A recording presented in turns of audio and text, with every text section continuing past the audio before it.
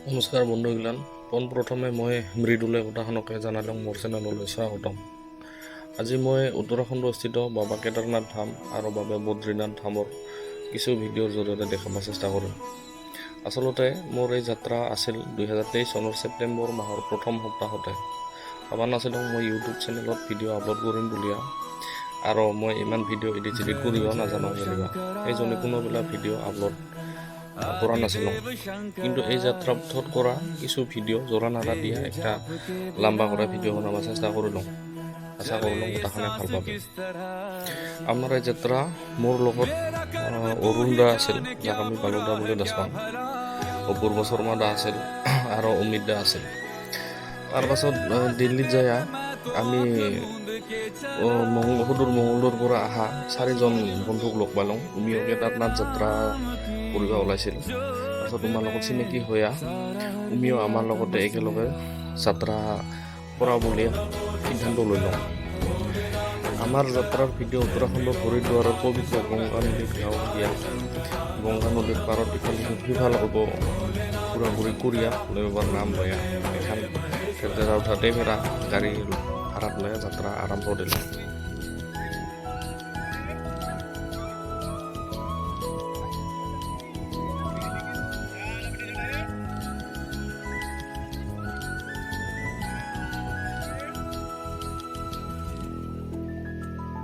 सृष्टि के जन्म से भी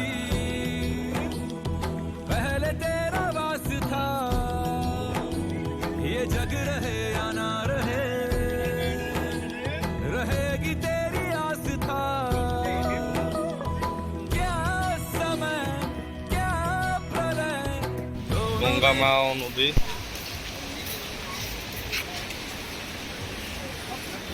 গংগা হৰিদ্বাৰ গংগা নদীৰ পৰিৱেশ। আমাৰ অলপ আগতে গা ধোৱা হ'লতে গা তা ধুই উঠি একদম এনেকা ফিল হয়, মানে মন চন একদম মানে পবিত্ৰ হৈ গেল। এই জাগাৰ ফিল সম্পূৰ্ণ সুকীয়া, একদম বেলেগ। এই জাগাৰ ফিল কোনো জাগাতে পোৱা নাযায়। গংগা মা নদীৰ এই যোনটা ফিল আহে, অলপ ধাৰ্মিক যোনটা ফিল আহে, এই ফিল ক'তো পোৱা নাযায়। এইফালে আমাৰ সূৰ্য উঠিছে, এইফালে নহয় ভিডিঅ' এই মানে ধুনীয়া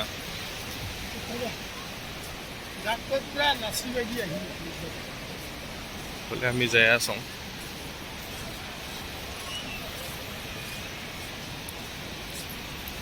নদীৰ ওপৰেদিয়ে এইগিলাখন সাধু এইগিলাখন ঘুমিয়ে ঘুমিয়ে আছে নদীতে পুলতে।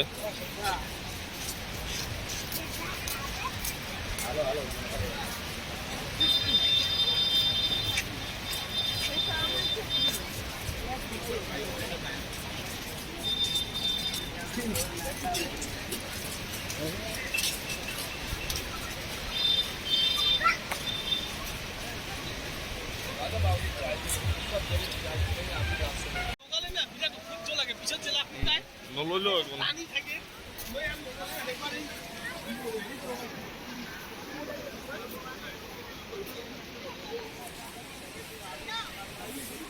নদীৰ পাৰত গংগা স্নান কৰা ভক্তৰ অজস্ৰ ভিৰ।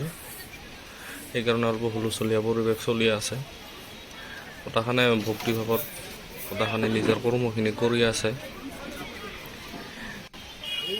এইটাহে আচল ঘাট, এইগোহে আচল ঘাট।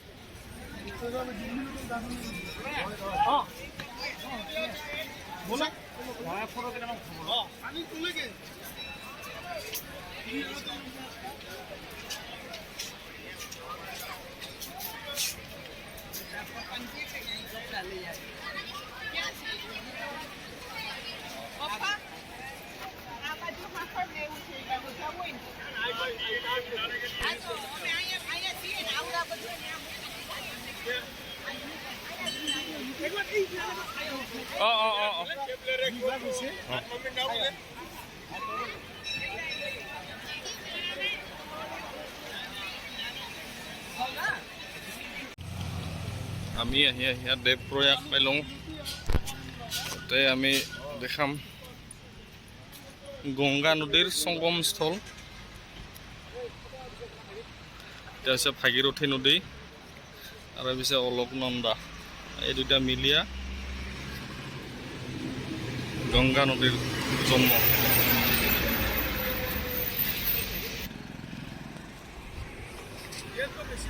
ইয়াৰ পৰা ভালকে দেখি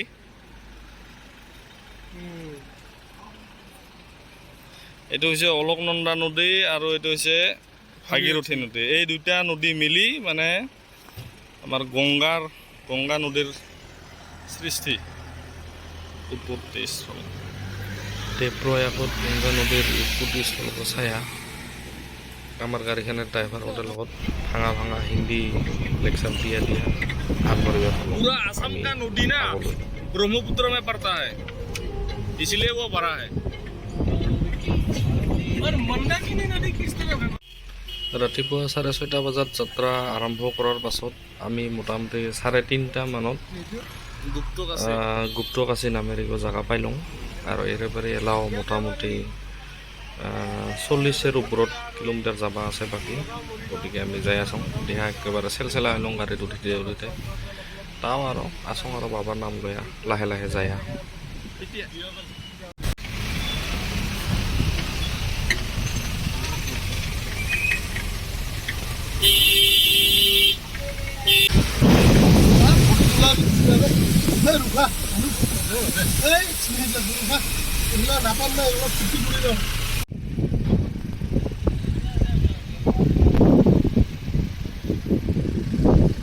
কেদাৰনাথ পাম আৰু অলপমান সময় আছে। গৌৰীকুণ্ড বা চনপ্ৰয়াগ এইফালে আছে কেদাৰনাথ পাহাৰ। এইখান হেলিকপ্টাৰ যাই আছে।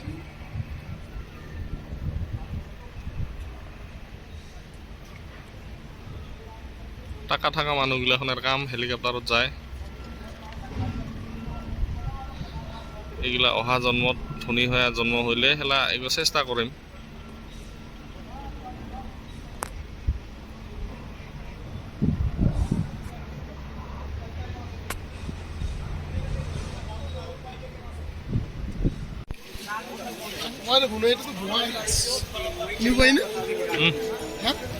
এই বৰ্তমান গৌৰীকুণ্ড আহিয়া পাইলং। গৌৰীকুণ্ড নহয়, চৰি, চনপ্ৰয়াগ। দূৰৰ পৰা ঘৰ খোজকাঢ়ি আছো না, আগত যাওঁতে অলপ খোজকাঢ়ি লাগব না।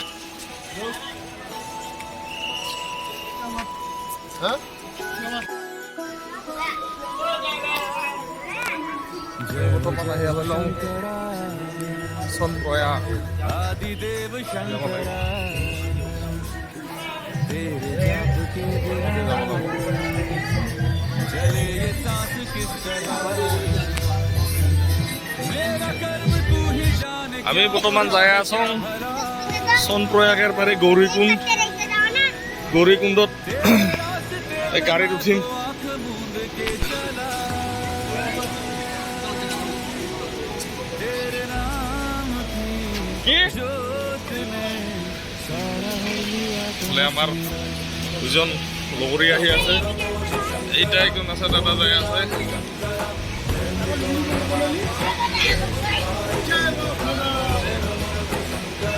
এই পাহাৰৰ সিফালে আছে বাবাৰ জাগা।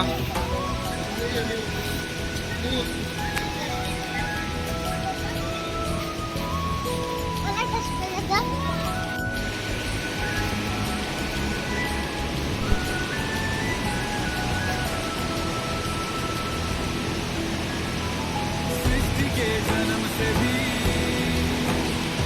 पहले तेरा वास था, ये जग रहे या ना रहे,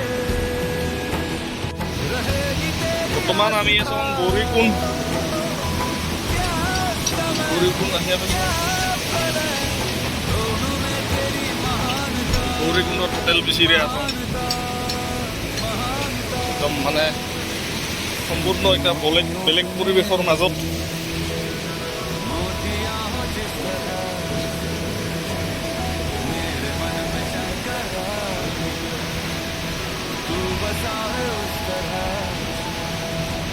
मुझे भरम था जो আমি যাত্ৰা আৰম্ভ কৰিছোঁ। केदारनाथ यात्रा क्या निरंश क्या जो भी है सभी तेरा বুঝুন oh দাদা तेरे অলপ জাগা বিচাৰি মেলি ঘৰুৱা পৰা झुका বুদ্ধি কৰি হয় হয় অ টেক্সি ঘূৰিব লাগিব না নালাগে নেকি জানাই বজাৰ ওচৰত হয় হয় ৰাস্তা একদম পুৰা হাইট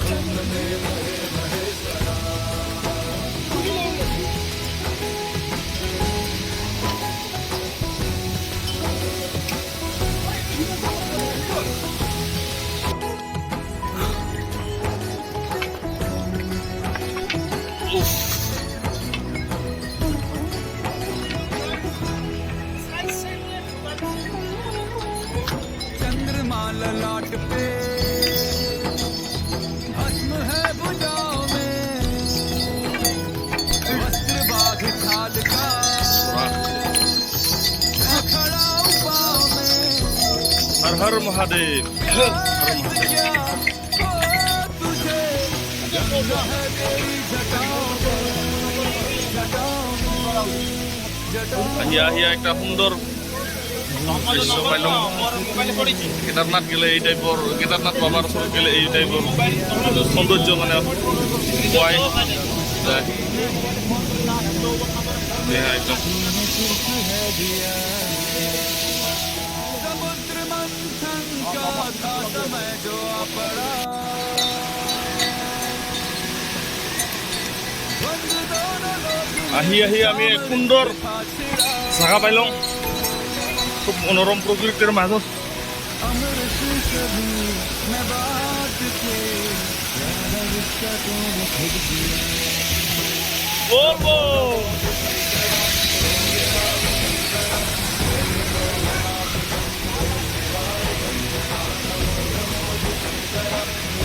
কি ধুনীয়া প্রকৃতি সুন্দর প্রকৃতি প্রকৃতির সৃষ্টি অপূর্ব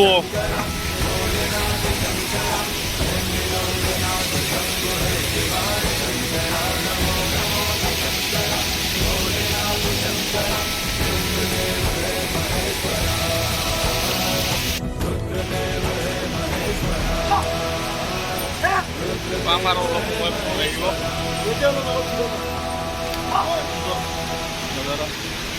একদম মন্দাকিনী নদী মানে য'ৰ পৰা সৃষ্টি হৈছে দেখিছে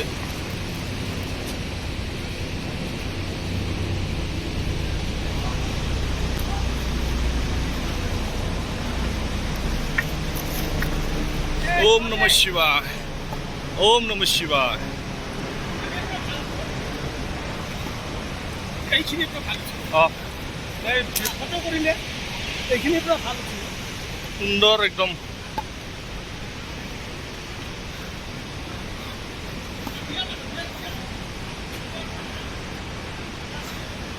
এই মানে এই যোনটো ট্ৰেক আছে এই ট্ৰেকৰ মজা সুকীয়া আপুনিও আহিব পাৰিলে একবাৰ বাবাৰ ওচৰত বাবাৰ চৰণত হৰ হৰ মহাদেৱ হৰ হৰ মহাদেৱ ওম নমঃ হৰ হৰ শিৱায় মহাদেৱ ওম ওম নমঃ নমঃ শিৱায় শিৱায় ওম হৰ নমঃ হৰ মহাদেৱ দাদা কিবা আপোনাৰ অনুভৱটা কওক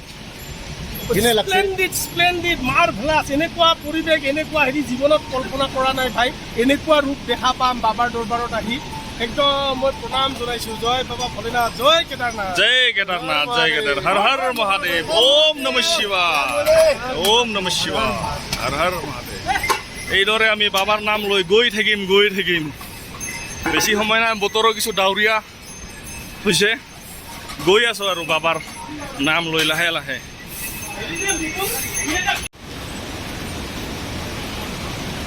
অলকনন্দা কি আছিল মন্দাকিনী নদীৰ একদম বাবা কেদাৰনাথৰ পৰা ওলাই অহা মন্দাকিনী নদীৰ সুন্দৰ একদম দৃশ্য এতিয়াও নেদেখা এনেকুৱা দৃশ্য অপূৰ্ব সৃষ্টি প্ৰকৃতিৰ जय भोलेनाथ, जय शिव शंकर, ओम नमः शिवाय।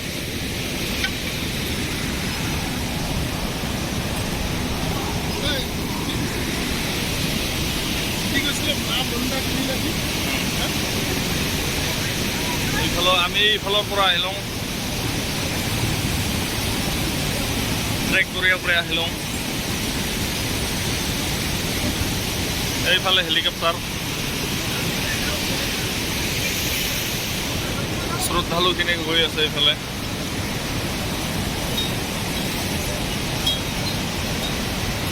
আছোঁ কেদাৰনাথ যাত্ৰাৰ বা মন্দাকিনী নদীৰ মাজত আছোঁ এইখিনি। আৰু দেখিছে ইফালে একদম ওপৰ ফালেদি গৈ আছে, চব বস্তু খৰাত মানে। সেইকাৰণে পাহাৰৰ ওপৰত চিমেণ্ট লৈছে। এক বেগ চিমেণ্টৰ দাম যদি 40 টকা হয়, তাত গৈ ঘোঁৰাৰ কেৰিং চাৰ্জে মোটামুটি 2-3 হাজাৰ টকা হয়। গতিকে এক বেগ চিমেণ্টৰ দাম মোটামুটি 2 বেগ চিমেণ্টৰ দাম 6,000 পৰ্যন্ত মানে হৈ যায়। তাৰ মাজতে দেখাব খুজিছোঁ এই 2013 চনত যোনটো প্ৰাকৃতিক দুৰ্যোগ আহিছিল, তাৰ ভিতৰত কিছু সাক্ষী মানে থৈ গৈছে, দেখিলে গম পোৱা যায়। পাহাৰৰ মানে ধ্বংসাৱশেষ একদম। ইয়াৰ পৰা পাহাৰৰ ভূমিস্খলন হৈছিল, ডাৱৰ বিস্ফোৰণ হৈ দেখা গৈছে। তাৰপিছত আকৌ পুনৰ হেৰিৰ কাৰণে, এই ভক্তবৃন্দৰ কাৰণে এই ৰাস্তা ঘাট আকৌ বনাই দিছে চৰকাৰে, সুন্দৰ হেৰিৰ মাজত গৈ আছে। যাত্ৰা কিন্তু ইমান সহজ নহয়, মানুহ কয়হে, কিন্তু ইমান সহজ যাত্ৰা নহয়। কিছু ফিজিকেল ফিটনেছৰ খুবেই দৰকাৰ, আমি যি বুজিছোঁ আৰু। ওম নমঃ শিৱায়। এইদৰে আমি চাই আছোঁ।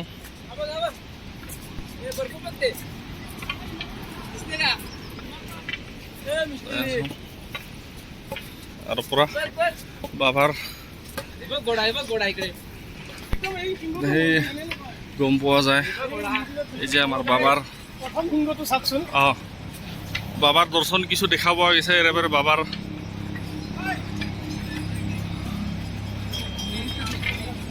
এখন হেলিকপ্টাৰ আহি আছে। এই জেগাত আমি যাব লাগিব, বেছি দূৰ নাই। মোটামুটি আমি আধা ট্ৰেক কমপ্লিট কৰা হ'ল।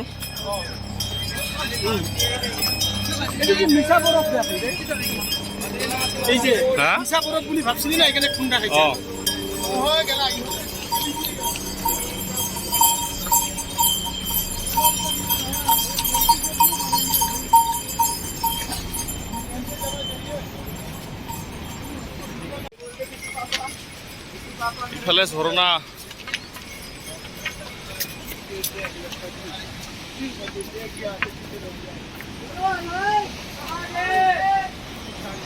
এইফালে পাৰি আহিলোঁ আমিৰা। এই পাহাৰৰ একদম এই পাহাৰৰ এংগা পাৰি আহিলোঁ।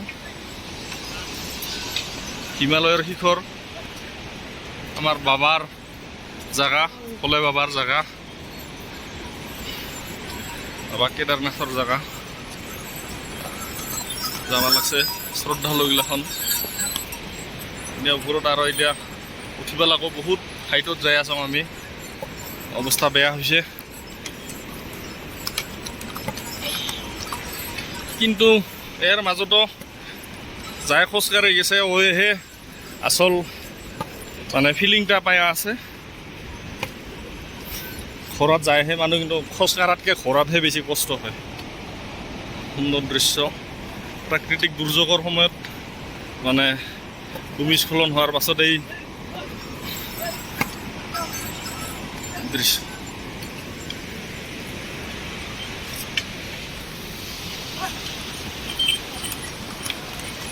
ইফালে আৰু উঠিব লাগিব, দিয়া যায় আৰু ওপৰত যায় আৰু।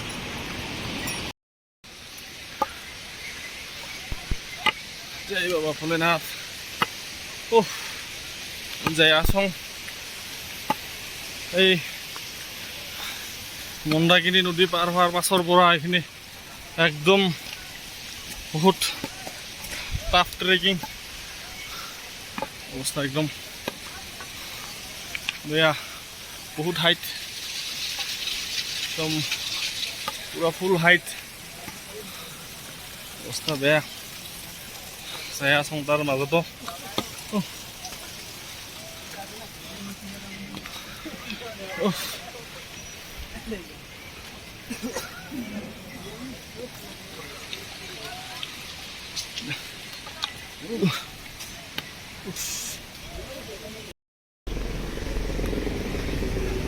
এই যোৱা মাহৰ 13 আগষ্টত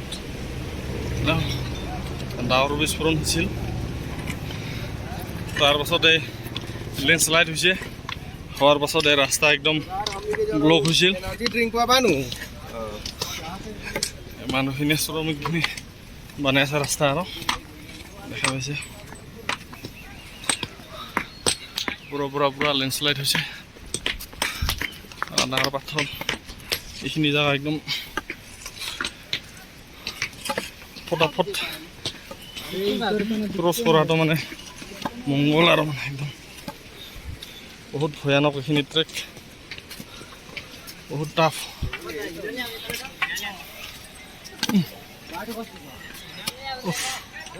বহুত হাইট, ভাবাতকৈ বেছি হাইট, ফাটি যায় একদম।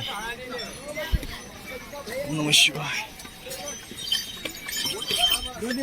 নমঃ শিৱায়। কেদাৰনাথ ট্ৰেকো দেখিবা যিমান সুন্দৰ, তাৰ সমান্তৰাল কৰে, কিন্তু সিমান কষ্টও আছে।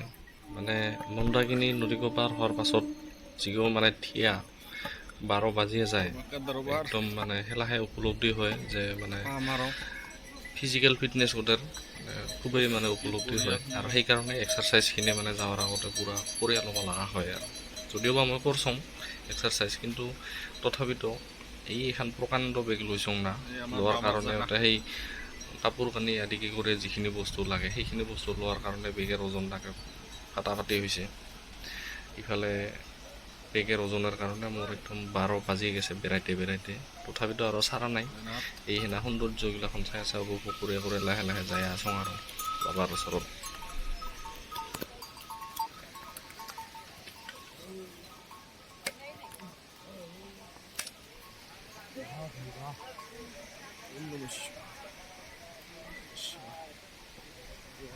আমি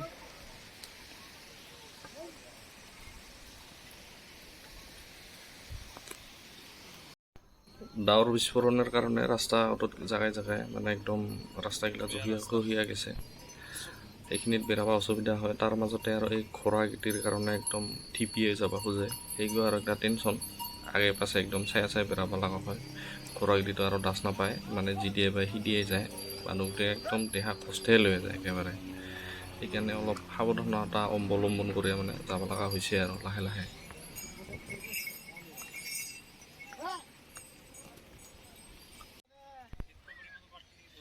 ইতিমধ্যে আমি 5:30 জাৰ্ণি ষ্টাৰ্ট কৰিছিলোঁ, বৰ্তমান হ'ল 11:30।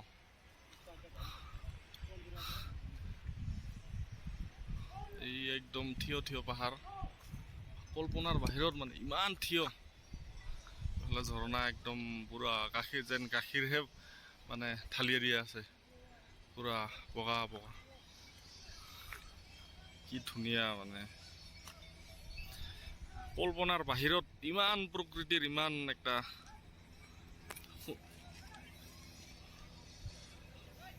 সৃষ্টি।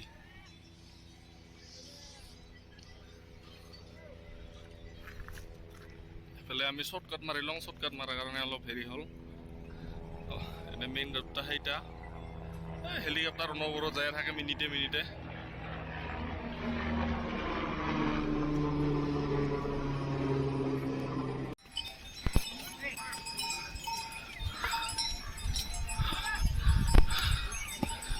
এবাৰ জায়গা সে পাইলং আৰু বেছি দূৰ নাই,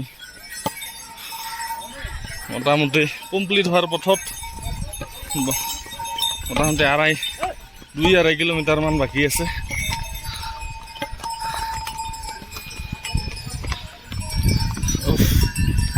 হৰ ভোলেনাথ, জয় শিৱ শংকৰ, জয় শিৱ শংকৰ। জয় শিৱ শংকৰ, জয় ভোলেনাথ।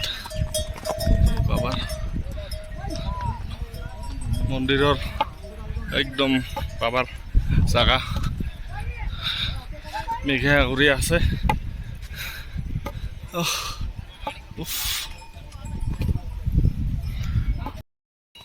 আমাৰ বাবা কেদাৰনাথ ধাম পোৱাৰ আগে আগে এইখিনি চাওক, কি মানে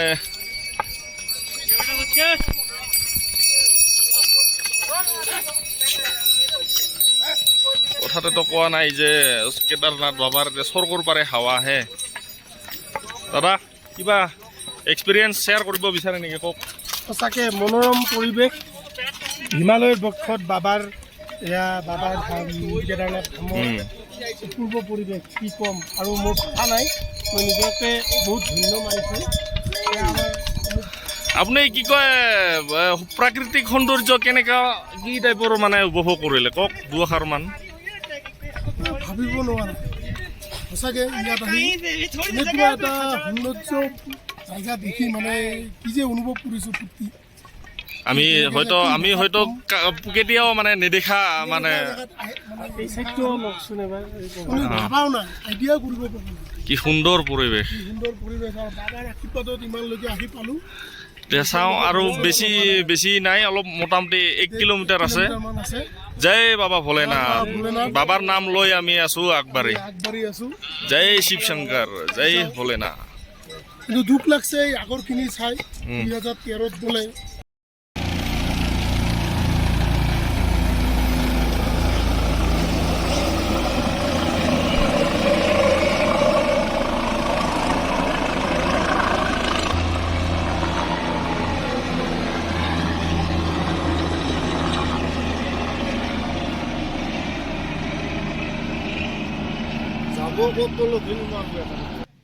ৰাতিপুৱা 5:30 বজাৰ পৰা দিনেৰ 2:30লৈকে কৰা আমাৰ এই 9 ঘণ্টীয়া যাত্ৰাগতত এইখিনিৰ পৰাই আমাৰ বাবাৰ প্ৰথম মানে দৰ্শন দেখা পোৱা যায়। এতে যাই পোৱাৰ লগে লগে মন চন একদম মানে বেলেগ টাইপ হৈ যায়, মানে সেই ফিলিংছটা ক'ব পৰা নাযায়, মুখেৰ ৰাও নোহোৱা হৈ যায়। এনেকুৱা মানে সেই কিহৰ কাৰণে হৈছে মই ক'ব নাপাৰোঁ, বেলেগেৰ হৈছে না হোৱা নাই মই গম নাপাওঁ, কিন্তু মানে এইটো একটা ফিলটা মানে একদম সম্পূৰ্ণ বেলেগ। মানে ইমান কষ্ট কৰাৰ পাছত যে মানে বাবাৰ যে দৰ্শন হ'ল, দেখাৰ লগে লগে মানে সেই চব মানে দুখ কষ্টখিনি একদম মানে যেন মানে হঠাৎ একদম নাইকিয়া হৈ গ'ল, সেই টাইপ মানে ফিলিং মোৰ আহি গৈছে। জয় বাবা ভোলেনাথ।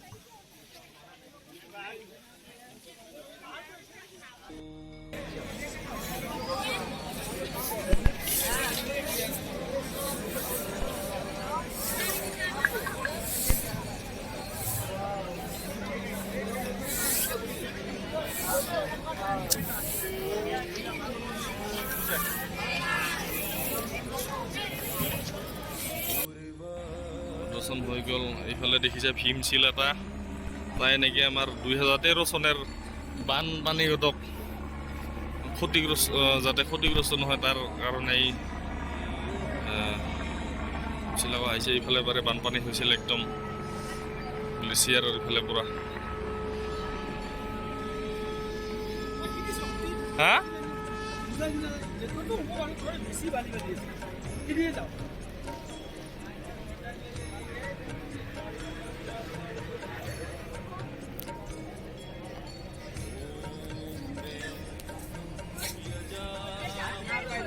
আমাৰ দৰ্শন হৈ গ'ল আমাৰ আজি এলাই আৰু অহাকালি দেখাই দিছোঁ নহয়।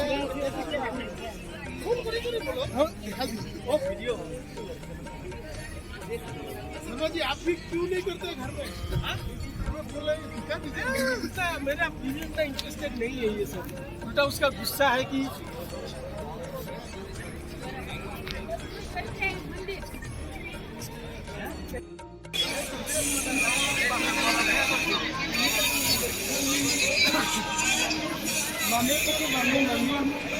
আমাৰ দৰ্শন আৰু ভক্তসকল পুৰা বাবাৰ ভক্তসকল একদম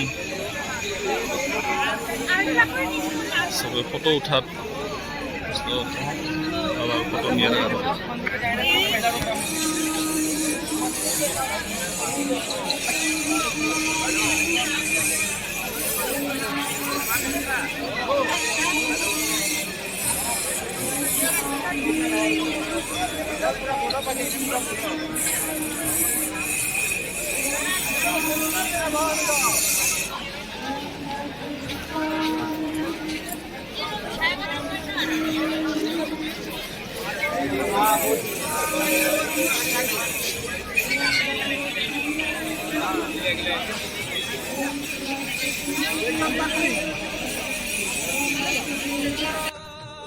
আমি মন্দিৰ যাই পোৱাৰ পাছতে আমি একটা ৰুম ঠিক কৰিলোঁ। তাৰপিছত গা পা উঠোৱাৰ পাছত আমি মন্দিৰ দৰ্শন কৰিলোঁ।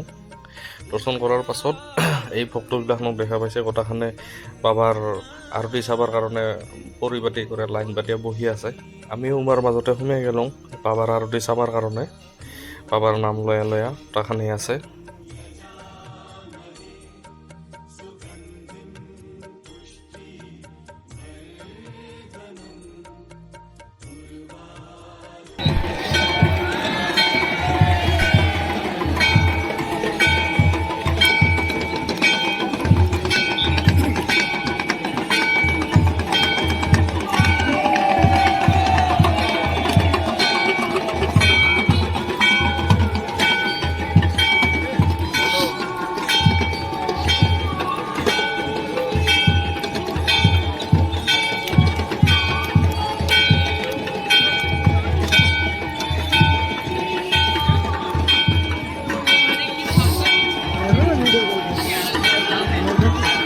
अरे जा नहीं सकते ये धक्का लग के गिर जाएंगे ना गिर जाएंगे आप धक्का करें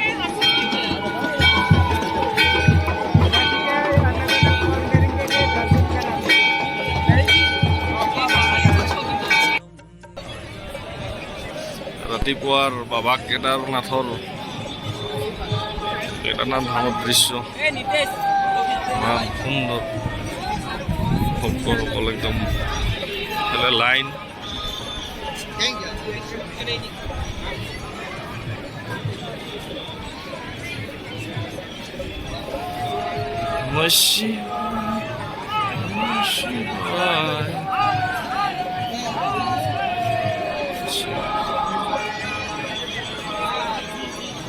शिवाय हर हर भोले नमः शिवाय।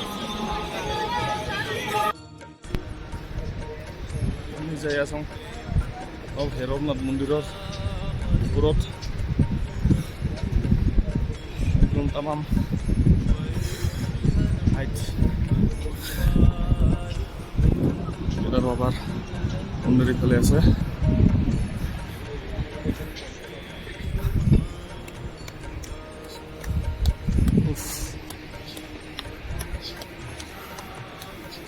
আমি বৰ্তমান আছোঁ ভৈৰৱ বাবাৰ মন্দিৰত। কেদাৰনাথ মন্দিৰ দৰ্শন কৰাৰ পাছত এই বাবাৰ দৰ্শন নকৰিলে যাত্ৰা আধৰুৱা বুলি মানা যায়। সেইকাৰণে আমি বাবাৰ দৰ্শনটা কৰিলোঁ। আৰু একটা কাহিনীত আছে যে কেদাৰনাথ ধাম জেগা বন্ধ হয় সেই সময়খিনিত আমাৰ ভৈৰৱ বাবাৰ মন্দিৰৰ চোৱা চিতা মানে কৰে। সেইকাৰণে এই বাবাৰ মানে দৰ্শন নকৰিলে কেদাৰনাথ যাত্ৰা যিগো হয় সেইগো মানে আধৰুৱা বুলি মানা যায়।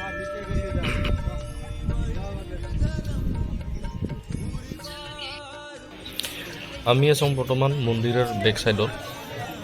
এটা একটা দেখা পোৱা গৈছে একটা প্ৰকাণ্ড শিল আছে। এই শিলটোক ভীমশিলা বুলি কোৱা হয়। এই শিলটোৰ বিশেষত্ব এইয়ে যে মানে 2013 চনত জেলা ডাৱৰ বিস্ফোৰণ হৈছিল মন্দিৰৰ ওপৰ ভাগটোত।